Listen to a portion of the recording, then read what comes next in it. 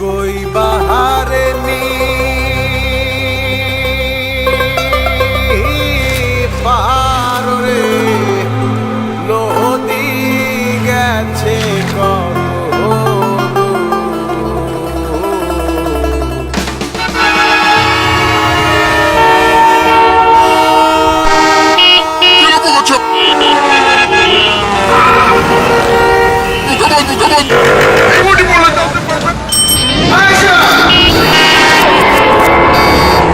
এটা আমাদের দৈনন্দিন জীবন।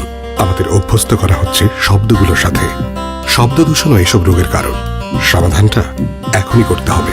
উচ্চ শব্দ, হাইড্রোলিক হর্ন বাজেয়াপ্ত করা, সর্বোপরি জনসচেতনতা বৃদ্ধি করা। আসুন না, সুস্থ, সুন্দর, নির্মল, শব্দ দূষণ মুক্ত একটি শহর গড়ার প্রতিজ্ঞা করি।